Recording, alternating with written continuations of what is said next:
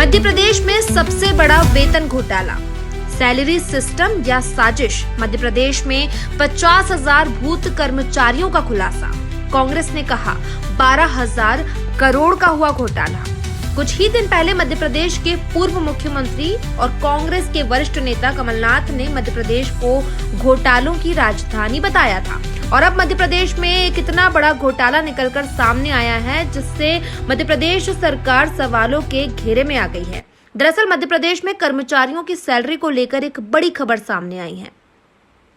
कोष एवं लेखा विभाग ने सभी विभागों से उनके यहां कार्यरत रेगुलर और नॉन रेगुलर कर्मचारियों की संख्या यानी डेटा उपलब्ध कराने के लिए पत्र लिखा है। पिछले 4 महीनों से कर्मचारियों की सैलरी ट्रेजरी से नहीं निकलने के बाद कोष एवं लेखा विभाग के अधिकारियों का ध्यान इस ओर गया, जिसके बाद आयुक्त कोष एवं लेखा विभाग ने सभी विभागों के कौशल्य अधिकारियों को पत्र लिखकर कर्मचारियों का डेटा मांगा है। सूत्रों के मुताबिक सरकार के HRMS सिस्टम में 40,000 रेगुलर कर्मचारी हैं। इसके अलावा 10,000 टेम्पररी स्टाफ है। इन 50,000 कर्मचारियों की सैलरी दिसंबर 2024 के बाद से जारी नहीं हुई, लेकिन इनके एम्प्लॉय कोड आज भी एक्टिव हैं। यानी ये कोड किसी भी दिन सैलरी निकालने में इस्तेमाल किए जा सकते हैं। 230 करोड़ की सैलरी फ्रीज है, लेकिन शक कहीं ज्यादा बड़े नेटवर्क पर है। 6,000 से अधिक DDoS की भूमिका जांच के दायरे में है। सवाल ये जोर पकड़ रहा है कि क्या ये सिस्टम में तकनीकी चूक है या सुनियोजित घोटाले का हिस्सा। कांग्रेस ने आरोप लगाया है कि प्रदेश सरकार ने घोटालों की फैक्ट्री खोल रखी है। मध्य प्रदेश के 50,000 कर्मचारी चोरी हो गए, गुम हो गए, गायब हो गए। 250 करोड़ रुपए की सैलरी विड्रा नहीं हो रही है। सरकार ने इसके लिए एक जांच कमेटी बनाकर आदेश दिए, कर्मचारी ढूंढो।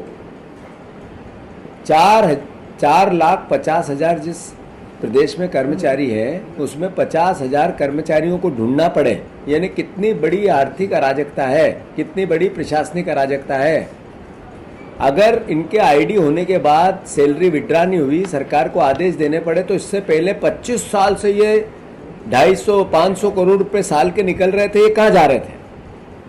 यानी पिछले 25 साल में 500 करोड़ रुपए साल, यानी 12,500 करोड़ रुपए कहाँ गए? ये भी सवाल है। कर्ज तो हम ले रहे हैं, फिर से ले रहे हैं 4,500 करोड़ का परसों। तो कुल मिलाकर प्रदेशवासियों जागो, इन्होंने कर्मचारी भी गायब कर दिए और इतने साल से सैलरी भी ले रहे हैं। इतना बड़ा अराजकता नहीं हो सकती है। इन्होंने चम्मच घोटाला किया, इन्होंने सांप काटने का घोटाला किया, इन्होंने कड़छी घोटाला किया, इन्होंने 42 अलग अलग घोटाले, ये घोटालों की लिस्ट है। अभी पुलिस भर्ती घोटाला, उससे पहले व्यापम घोटाला, उससे पहले इन्होंने किया पटवारी घोटाला, फिर नर्सिंग घोटाला, फिर फर्जी वेबसाइट घोटाला, फिर वन रक्षक घोटाला, फिर टाइपिंग स्टेनो परीक्षा घोटाला, फिर MPPSC की जखीरा घोटालों का, फिर MPESB समूह 1, 2, 3 का घोटाला, फिर सरकारी बैंक भर्ती घोटाला, फिर शिक्षक भर्ती घोटाला, फिर फर्जी दस्तावेज घोटाला, फिर MPPSC भर्ती अनियमितता है, फिर स्वास्थ्य विभाग के अनुबंध कर्मचारी घोटाला, पुलिस भर्ती व्यक्तिगत घोटाला। कितने नाम ले, गला दुखता है। प्रदेश कांग्रेस अध्यक्ष जीतू पटवारी ने मीडिया से बात करते हुए कहा, ये 230 करोड़ नहीं बल्कि 12,000 करोड़ का सुनियोजित सैलरी घोटाला है। ये सिर्फ आंकड़ों में नहीं बल्कि खजाने की लूट है। हम इस मामले में CBI जाँच की मांग करते हैं। हालांकि हमें CBI पर भी भरोसा नहीं है। नर्सिंग घोटाले में CBI अफसर ही रिश्वत लेते पकड़े गए थे। अब हम कोर्ट का रुख करेंगे। अब इस मामले में आयुक्त ने सभी कौशल्य अधिकारियों को ये डेटा प्रदान करने के लिए 15 दिनों का समय दिया है और स्पष्ट रूप से लिखा है कि कारण सहित जानकारी दी जाए कि वेतन आहरण क्यों नहीं किया जा रहा। साथ ही ये भी निर्देश दिया गया है कि कोष एवं लेखा कार्यालय को सूचित किया जाए कि उक्त डेटा में कितने कर्मचारी संदिग्ध, काल्पनिक या फर्जी हैं।